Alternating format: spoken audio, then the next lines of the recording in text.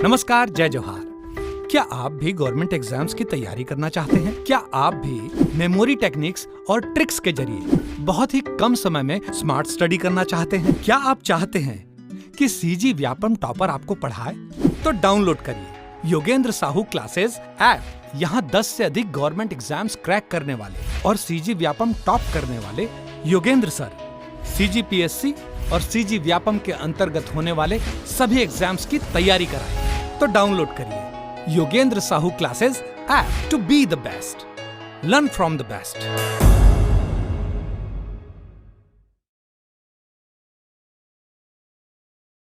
कोई भी सपना साकार करने के लिए सबसे जरूरी है सही कोच का होना। चुनिए Yogendra Sahu classes first rank को और करे अपने सीजी व्यापम CGPSC का सपना साकार। Download the app now.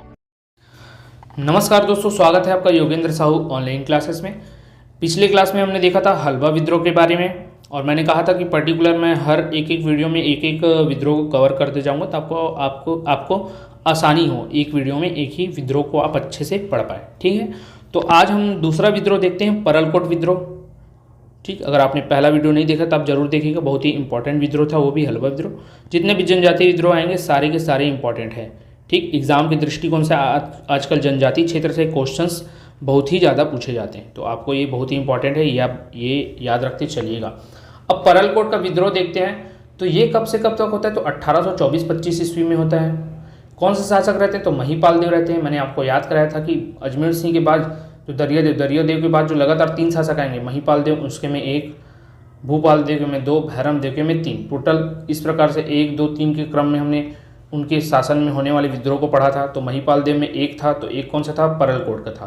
तो महिपाल देव के समय 1 विद्रोह, परलकोट का विद्रोह 1824-25 ईस्वी में। ठीक है, फिर इसी दौरान गेंद सिंह, जिसे परलकोट का जमींदार था जो, या इसी को भूमिया राजा या भूमिया भी बोला जाता था। क्यों बोला जाता था? तो जो जमींदार होता था परलकोट क्षेत्र में, उसको उपाधि दी जाती थी कि इसकी तो भूमिया या भूमिया राजा की उपाधि दी जाती थी। ठीक है, तो कभी बोला जाए परलकोट का भूमिया था तो वही जमींदार को ही बोला जाता था, ये याद रखना। ठीक है, तो गेंद सिंह इसका नेतृत्व करता है। अब परलकोट क्षेत्र है कहाँ? तो कोटरी नदी के किनारे सप्त माड़िया राज्यों में से बड़ा राज्य परलकोट था। तो कोटरी नदी के किनारे बसा हुआ है कौन? परलकोट क्षेत्र कोटरी नदी के किनारे बसा हुआ है और ये वहाँ पर स्थित सप्त माड़िया राज्यों में से जो 7 माड़िया राज्य थे उनमें सबसे बड़ा था कौन? परलकोट। ठीक, अब परलकोट जमींदारों की सूची क्या थी? तो पीड़साय, अनंत साय, गेंद साय या गेंद सिंह, पीड़साय, अनंत साय और गेंद साय, ये परलकोट के जमींदारों की सूची थी। पीड़साय था, फिर अनंत साय था, फिर गेंद साय, इसी गेंद साय का नाम था गेंद सिंह। ठीक, अब इसे भूमिया बोला जाता था, जैसे कि मैंने बताया। तो परलकोट का राजा भूमिया कहलाता था, ये जमींदार भूमिया कहलाता था।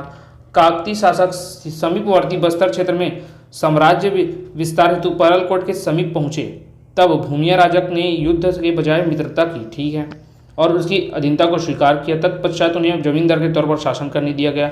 इस प्रकार परलकोट के राजा की दोहरी उपाधि थी, भूमिया राजा और बस्तर के जमींदार। जैसे कि मैंने बताया, तो मैंने आपको बताया था कि जो परलकोट का जमींदार होता था उसी को ही भूमिया बोला जाता था। ठीक है, तो यहाँ बताया जा रहा था कि वहाँ का जो राजा होता था उसे भूमिया कहा जाता था। आगे चलकर यही राजा जमींदार हो गया, तो जमींदार को बस्तर के जमींदार को भी भूमिया बोला जाने लगा। अब ऐसा क्यों होता है सर? वो राजा से जमींदार कैसा होता है? तो यहाँ बताया गया है कि जो काकती शासक रहते हैं महिपाल देव, वो अपने साम्राज्य विस्तार के दृष्टिकोण से इस क्षेत्र में एंटर करते हैं। तो यहाँ का जो राजा रहता है, शासक रहता है, वो इस युद्ध न करके उसकी मित्रता को स्वीकार कर लेता है और मित्र के बीच मित्रता की संबंध स्थापित होने के कारण उसकी अधीन आ जाता है। इसका जो शासन क्षेत्र है उसके अधीन आ जाता है और वो उसके जमींदार के रूप में काम करने लगता है। कौन? परलकोट का जमींदार। किसके अंतर्गत? जो काकती वंश के शासक है उसके अंतर्गत। तब से इस क्षेत्र के राजा को 2 उपाधि दी गई। क्या? एक भूमिया राजा, क्योंकि राजा इसी क्षेत्र का था, और जमींदार मतलब भूमि, तो भूमि का राजा हो गया ना, भूमिया राजा जमींदार। तो बस्तर के जमींदार और भूमिया राजा, इस नाम से परलकोट के राजा या परलकोट के जमींदार को जाना जाने लगा। ठीक है, तो भूमिया कैसे पदवी मिली ये समझ गए। ठीक, अब अबूझमाड़ियों को शोषण मुक्त कराने हेतु इस विद्रोह को जन्म दिया गया था। अबूझमाड़ियों को शोषण मुक्त कराने हेतु इस उद्देश्य से, मतलब शोषण से मुक्त कराना उनको, इस उद्देश्य से इस विद्रोह का जन्म होता है। किस विद्रोह का? परलकोट विद्रोह का। अब अबूझमाड़िया चाहते क्या थे? तो अबुझमाड़िया ऐसे संसार की रचना करते थे जहाँ कोई शोषण ना हो, जहाँ कोई शोषण ना हो। मैंने शुरू से बताते आया कि दरियादेव के समय से आपका शोषण होना चालू हो गया था, मामूली सी चीज़ एक नमक के लिए। तो नमक के कारण आगे चल के आदिवासियों का शोषण होने लगा था। थोड़े से नमक के बदले उनसे बहुमूल्य वनोपज चीज़ें ले लेते थे। तो इसी शोषण से मुक्त कराने हेतु परलकोट का विद्रोह हो जाता है, ठीक है। और इसके अलावा एक और था कि इस क्षेत्र में टकुली भी बढ़ा दी जा रही है, ये भी एक कारण था। तो कुल मिलाकर हर प्रकार का जो शोषण होता था उससे मुक्त होने के लिए ये विद्रोह किया गया, ठीक। तो ये वाक्य को आपको याद रखना है, अबुझमाड़िया ऐसे संसार की रचना करना चाहते थे जहाँ कोई शोषण न हो, ठीक है। ये कौन से विद्रोह का वाक्य है तो आपको याद रखना है, परलकोट विद्रोह का, ठीक है। इसके समय में जो नेतृत्वकर्ता कौन था अब इस विद्रोह का, तो वो था आपका गेंद सिंह। परलकोट क्षेत्र में हो रहा है तो परलकोट के लोगों के लिए आवाज़ कौन उठाएगा, वहाँ का राजा, वहाँ का जमींदार। तो परलकोट का जमींदार कौन, गेंद सिंह। तो गेंद सिंह इस विद्रोह का नेतृत्व करता है, ठीक। अब जैसे ये नेतृत्व करने लगता है, मतलब ये विद्रोह आगे बढ़ने लगता है, तो इनका युद्ध हो जाता है किस अंग्रेजों के साथ। और अंग्रेज एक अधिकारी रहता है कौन, पेबे। ये पेबे किसके द्वारा नियुक्त किया गया रहता है, तो एगेन्यू के द्वारा। जब आगे हम आधुनिक इतिहास पढ़ेंगे तो उसमें देखते हैं एगेन्यू एक ब्रिटिश अधिकारी आएगा, अधीक्षक आएगा, उसके द्वारा नियुक्त किया जाता है पेबे को बस्तर क्षेत्र में। और ये पेबे इस विद्रोह को रोक लेता है, इस विद्रोह को असफल कर देता है, मतलब उसका दमन कर देता है। तो पेबे को आपको याद रखना है। परलकोट को किसने दबाया, पेबे ने दबाया, प आ रहा है, ठीक है। अब इसका दमन होता है तो उस समय जो इसके नेतृत्व करता रहता है कौन, गेंद सिंह, इसको गिरफ्तार कर लिया जाता है। कब किया जाता है, तो 10 जनवरी 1825। 10 जनवरी 1825 को गेंद सिंह को गिरफ्तार कर लिया जाता है। और गेंद सिंह को गिरफ्तार करने के बाद इसको फांसी की सज़ा दी जाती है। गेंद सिंह को फांसी की सज़ा दी जाती है।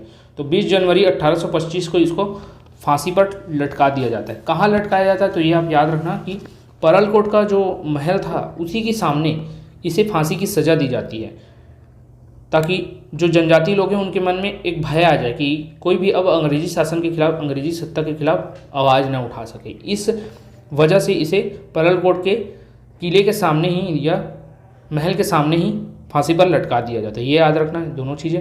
कब, तो 20 जनवरी 1825 को। और इस प्रकार जो गेंद सिंह रहता है वो बस्तर का प्रथम शहीद बन जाता है। गेंद सिंह को बस्तर का प्रथम शहीद कहा गया, क्यों, इसी वजह से।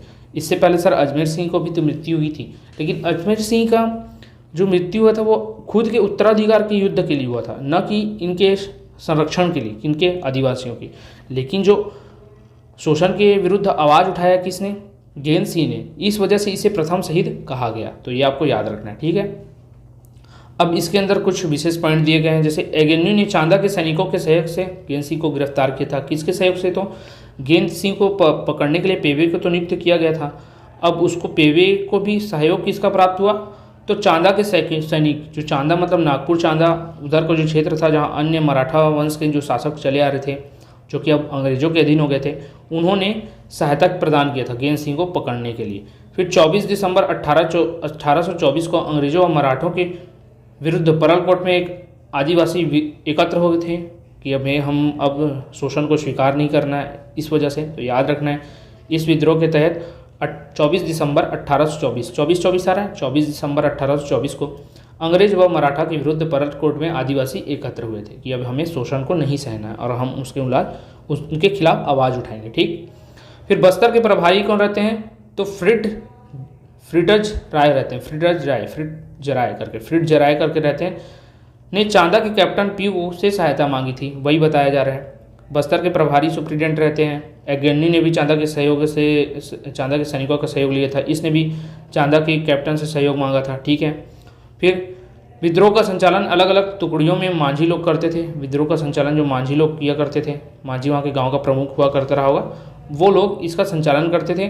फिर विद्रोह की योजना घोटुल में भी बनाते थे। घोटुल क्या है सर, तो घोटुल आप जब जनजाति में आपको डिटेल में पढ़ाऊंगा तो देखेंगे कि घोटुल एक युवा गृह होता है। क्या होता है, घोटुल एक युवा गृह होता है, जहाँ वहाँ के जो युवक युवती होते हैं, आदिवासियों के जो युवक युवती होते हैं, वहाँ जाकर अपनी सामाजिक शिक्षा ग्रहण करते हैं। समाज में अपने मोरल वैल्यू रहती है, मोरल वैल्यू जो रहती है कि एक व्यक्ति के जीवन में क्या क्या होनी चाहिए, उन सभी चीज़ों के बारे में वहाँ सिखाया जाता है उनको। साथ में अपने जीवन साथी के चयन के लिए भी यहाँ प्रमुख रहता है घोटुल में जाना। घोटुल में जाकर वो एक तो शिक्षा भी प्राप्त करते हैं, सामाजिक शिक्षा प्राप्त करते हैं, साथ में अपने जीवन साथी का चयन भी कर लेते हैं। ठीक, तो ये रहता घोटुल। तो वहाँ से ये विद्रोह की योजना बनाते थे और जो संचालन है वो छोटी छोटी टुकड़ियों के रूप में करते थे, जिनके प्रमुख कौन होते थे, तो मांझी होते थे। मांझी कौन होता है, तो मांझी गांव का प्रमुख कहलाता है। ठीक, आदिवासियों में जो गांव का प्रमुख होता था उसको मांझी बोलते हैं। अलग अलग जनजातियों में अलग अलग बोला जाता है। अभी आप अबुझमाड़िया के दृष्टिकोण से याद रखेंगे कि मांझी कौन था, तो एक प्रमुख हुआ करता था गाँव का। ठीक है, वो संचालित करता था।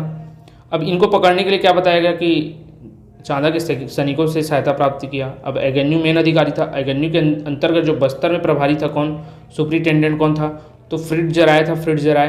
अब इस फ्रिट्जराय ने भी चांदा के कैप्टन पीयू से सहायता मांगी थी। ये याद रखना क्योंकि CGPSC में पूछा गया, PSC में पूछ लिया गया है, तो व्यापम में इसके रिपीट होने के बहुत ही ज़्यादा चांसेस हैं। तो आपको नाम के साथ याद रखना है कि परलकोट विद्रोह में विद्रोह को दबाने के लिए, उसका दमन करने के लिए बस्तर में जो नियुक्त था कौन, सुपरिटेंडेंट फ्रिट्जराय। फ्रिट्जराय ने कैप्टन पीयू से सहायता मांगी थी। और मेन अधिकारी कौन था, एगेन्यू। उसने भी चांदा के सैनिकों से सहायता मांगी थी। और एगेन्यू ने ही दमन करने के लिए किसको नियुक्त किया था, तो पेवे को नियुक्त किया था। और उनके सहयोग से 10 जनवरी 1825 को गेन सिंह को पकड़ लिया गया और पकड़ने के बाद 20 जनवरी 1825 को उन्हें फांसी पर लटका दिया गया। इस प्रकार गेन सिंह बस्तर के प्रथम शहीद कहलाते हैं इस वजह से। ठीक है, प्रथम शहीद कहलाए जाते हैं कौन, गेन सिंह। ये भी आपको याद रखना। तो ये था आपके परलकोट विद्रोह से संबंधित विस्तार जानकारी। बहुत ही आराम से हमने इसे कवर किया है। एक बार मैं स्पीड में इसे कवर कराते चलता हूँ। तो परलकोट विद्रोह 1824 से 25 में हुआ था। कौन से शासक, महिपाल देव के समय में। नेतृत्वकर्ता कौन था, तो गेन सिंह, जो कि परलकोट का जमींदार था। इस जमींदार को भूमिया की उपाधि दी थी। भूमिया कैसे, अब आगे देखे थे हमने, तो जब काकती शासक परलकोट क्षेत्र में अपना शासन स्थापित करने के लिए जाते हैं तो वो जो परलकोट के राजा रहते हैं उनसे युद्ध न करके दोस्ती का संबंध स्थापित करते हैं और उसी के तहत वो उनकी के संरक्षण में रहना पसंद करते हैं और उनके जमींदार कहलाना पसंद करते हैं। तो परलकोट के जो राजा रहते हैं अब काकती वंशों के जमींदार हो जाते हैं और इन्हें ही बस्तर का जमींदार या फिर भूमिया राजा की उपाधि दी जाती है। ठीक, तो इस प्रकार से ये भूमिया कहा जाता है। अब ये गेंद, अब जो इनके जो शासन क्षेत्र में जो अबुझमाड़िया जनजाति रहती थी उनका बहुत ही ज़्यादा शोषण होने लगता है और उसी शोषण को दूर करने के लिए उनके जो वो रहते हैं जमींदार या भूमिया कौन, गेन सिंह परलकोट का, वो उनके खिलाफ मतलब मराठों और ब्रिटिशर्स के खिलाफ आवाज़ उठाते हैं और इस विद्रोह को अंजाम देते हैं, परलकोट विद्रोह को। अब जब इनके बीच में विद्रोह का आवाज़ उठाते हैं तो इनकी योजना बनेगी। तो वो योजना कहाँ से बनती थी, घोटुल से। घोटुल क्या होता है, युवा गृह, हॉस्टल टाइप का होता है। वहाँ से इनकी योजनाएं बना करती थी और ये छोटे छोटे टुकड़ियों के रूप में संचालित करते थे, जिनका लीडर मांझी हुआ करता था। मांझी कौन, मैंने बताया, तो जो गांव का प्रमुख हुआ करता था, उनके तहत ये लीड करते थे। और अब इनको पकड़ने के लिए क्या करते हैं, जो एगेन्यू रहता है पेबी को नियुक्त करता है दमन करने के लिए और पेबी इसका दमन भी करता है। किस प्रकार से, तो स्वयं करता कि नहीं, तो ये सहयोग लेते हैं किसका, चांदा के सैनिकों का। एगेन्यू के कहने पर चांदा के सैनिक सहयोग देते हैं, प्लस साथ में बस्तर का जो सुपरिटेंडेंट रहता है फ्रिट्जराय, वो भी चांदा के कैप्टन पीयू से सहयोग प्राप्त करता है। ठीक है, और उस प्रकार 10 जनवरी 1825 को इसे पकड़ लिया जाता है और 20 जनवरी 1825 को गेन सिंह को फांसी दे दी जाती है। कहाँ, तो परलकोट के महल के सामने, ये याद रखना। ठीक है, और साथ में इसी के तहत गेन सिंह को बस्तर का प्रथम शहीद कहा गया। ये बहुत ही इंपॉर्टेंट, याद रखना। बस्तर में 2 आएंगे, एक प्रथम शहीद, दूसरा शहीद या अंतिम शहीद। इस प्रकार से आपको बताया जाएगा प्रथम शहीद कौन था, दूसरा शहीद कौन था, अंतिम शहीद कौन थे, ये सब हम देखेंगे। तो प्रथम शहीद गेन सिंह को आपको याद रखना है। ठीक है, ये था परलकोट विद्रोह। अगर आपको इसमें कोई भी डाउट आता है तो हमें कमेंट करके ज़रूर बताइएगा। इस वीडियो को 1 से 2 बार जरूर देखिएगा। पहले बार नॉर्मल स्पीड में, उसके बाद दूसरे बार आप 1.5 स्पीड में कर सकते हैं, क्योंकि अभी तक मैंने जितने भी वीडियो बनाए उसमें बहुत ही जनजाति विद्रोह जब से चालू किया था थोड़ा स्लो पढ़ाना चालू किया है ताकि आपको अच्छे से समझ में आए। तो आप रिवीजन करते टाइम इसे स्पीड बढ़ाकर कर सकते हैं ताकि आपका समय भी बचे। ठीक, इसे 1 से 2 बार जरूर देखिएगा और जो भी आपके फ्रेंड हैं जो कंपटीशन एग्ज़ाम की तैयारी कर रहे हैं उन तक इसे शेयर ज़रूर करिएगा ताकि वो भी अपनी तैयारी जारी रख सकें। ठीक है, अभी के वीडियो में इतना ही। धन्यवाद।